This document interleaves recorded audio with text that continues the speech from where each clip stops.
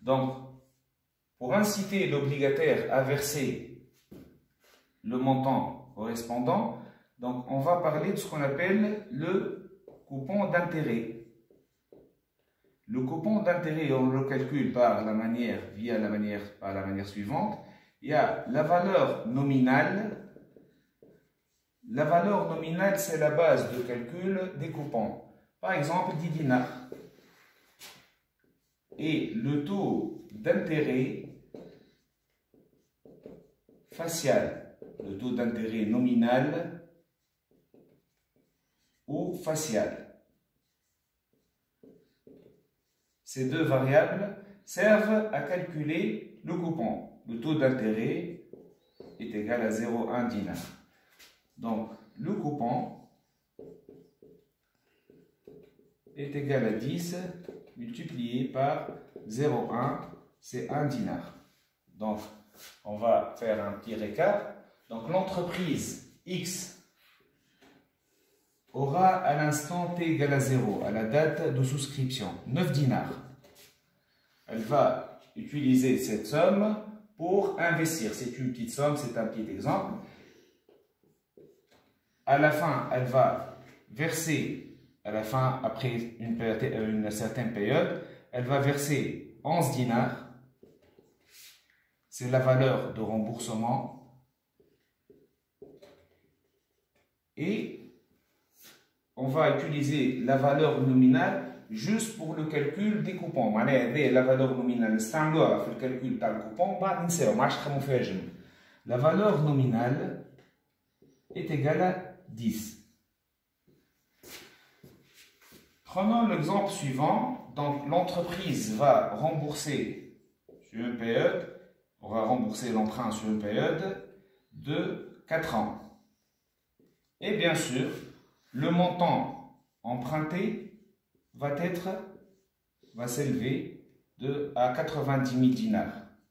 Par conséquent, l'entreprise X est amenée à créer 10 000 obligations.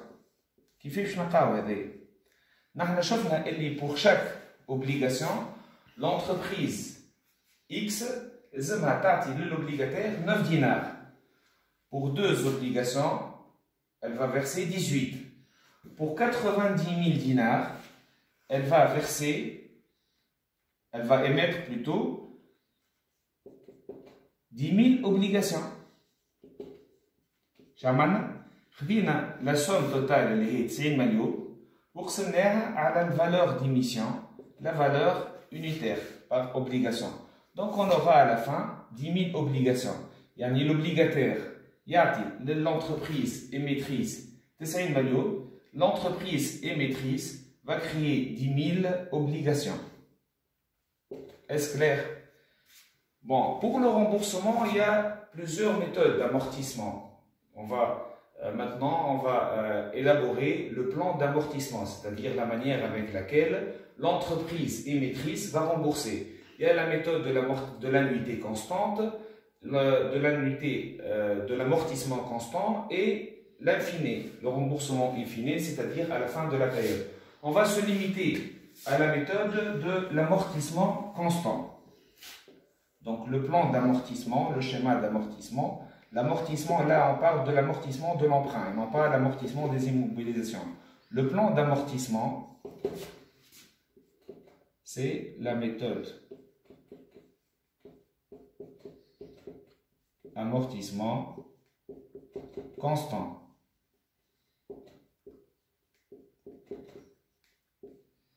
Au niveau de la première ligne, j'entends le nombre de périodes. On a 4 périodes. 1, 2, 3 et 4.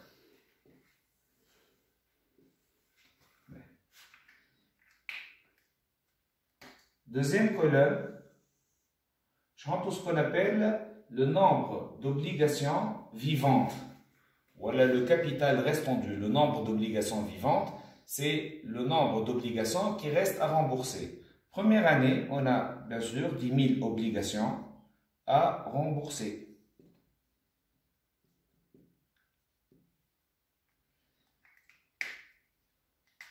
comme on a vu, donc on va rembourser par amortissement constant. Donc le nombre d'obligations à rembourser à la fin de chaque année est le même. N1, N2 est égal à N4 est égal à le nombre total, 10 000, sur la durée. La durée, elle est à 4 ans. 10 000 sur 4, donc on aura 2500 obligations. Donc, l'entreprise émettrice va rembourser chaque année 10 000 obligations. Géouni, colonne D, on va l'appeler l'amortissement.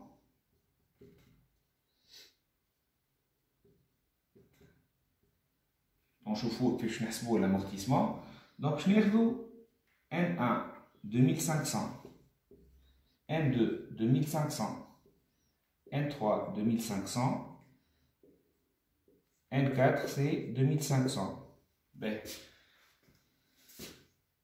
je veux présenter une chose qui est très importante. Quelle est la différence entre cette colonne et cette colonne?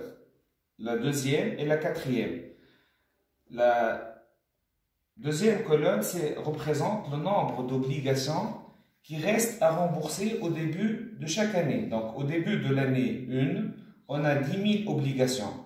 On a remboursé à la fin de l'année 2500, donc il nous reste à rembourser 7500. On a remboursé 2500, donc il nous reste 5000, puis 2500. Donc la différence, c'est le nombre d'obligations qui restent à rembourser au début de chaque année, ou c'est le nombre d'obligations à rembourser uniquement au cours de la période en question. Pour calculer l'amortissement, c'est la somme à rembourser pendant chaque année, il faut multiplier le nombre d'obligations par ce qu'on appelle la valeur de remboursement. On a vu là la valeur de remboursement qui s'élève à 11 dinars. Donc on a la valeur de remboursement, elle est 11. Donc, finalement, l'entreprise émettrice est amenée à verser chaque année 27 500.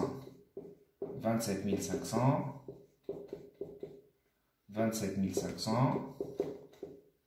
Donc, fois 11, fois 11, fois 11. Ben. À part ça, l'entreprise, comme on a vu, il y a les coupons. Donc, l'entreprise émettrice doit verser à l'obligataire des intérêts des coupons. Les coupons se calculent comme suit. Donc, le nombre d'obligations vivantes fois la base de calcul, c'est la valeur nominale, fois le taux d'intérêt facial ou bien nominal. Donc, l'année, il faut préciser que la valeur nominale fois I, c'est le coupon, il est égal à 1 dinar. Donc, la première année, 10 000 fois 1 dinar. Donc, 10 000 fois la valeur nominale est 10, fois le taux d'intérêt est 0,1. Donc, il y a 10 fois 0,1, on aura 1 dinar. Donc, l'année, finalement, on aura 10 000 dinars.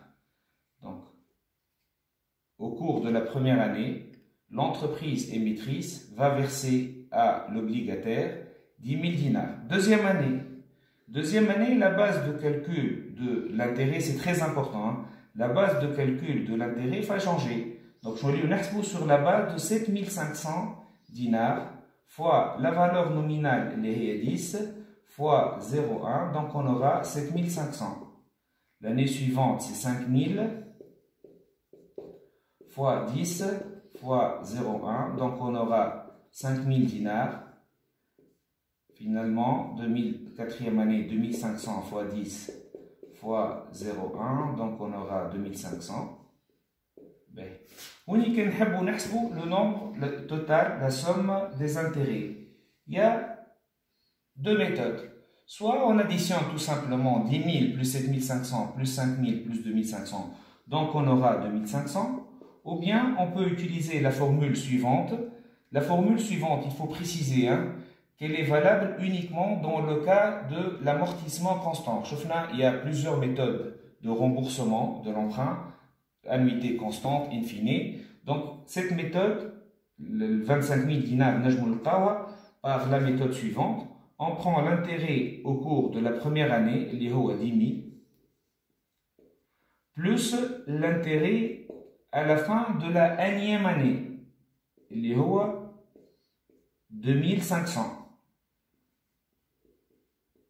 Fois, donc, il y a par exemple 10 ans, donc je n'ai I10, fois la durée il y a 4 ans, et on divise par 2.